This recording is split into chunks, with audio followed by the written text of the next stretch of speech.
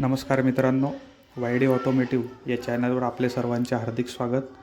तर आज आपण जाणून घेऊयात की बाईक किंवा कार इंजिनमधील सी सी म्हणजे नेमकं काय.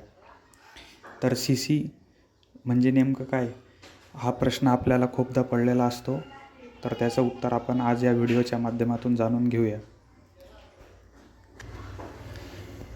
तर आपण रोज ज्या जनरल बाईक बघत असतो त्यापैकी आपल्याला काही बाईक असतात 100 सी सी 125 सी सीच्या व बाकीच्या हायर इंजिन्स बाईक असतात, जसं की रॉयल एनफील्ड झालं, KTM झालं, कावासाकी झालं, ते 350 सी सी 650 सी सी तसेच 1000 सी सीपर्यंत देखील बाईक्सचे इंजिन असतात.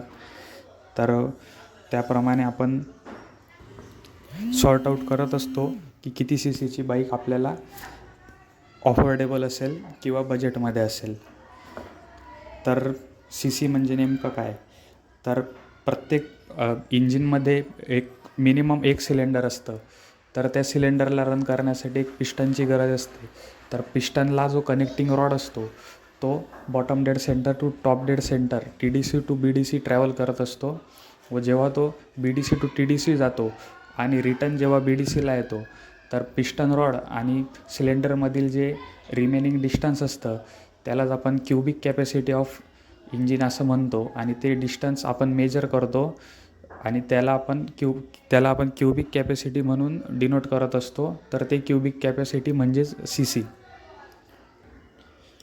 तर जेवढी जास्त इंजिनची क्युबिक कॅपॅसिटी असेल तर त्याप्रमाणे इंजिनची तेवढी जास्त पॉवर जनरेट होते व इफिशियन्सी देखील वाढते. व त्यात एक डिसॲडव्हान्टेज असा असतो की जेवढे जास्त सी सीचं आपण इंजिन घेऊ तर तेवढा जास्त मायलेज रिड्यूस होण्याचे चान्सेस असतात. तर सी सी म्हणजे काय ते तुम्हाला समजलं असेल अशी होप ठेवतो व व्हिडिओ आवडल्यास लाईक किंवा कमेंट करा आणि चॅनलला सबस्क्राईब करा. थँक्यू.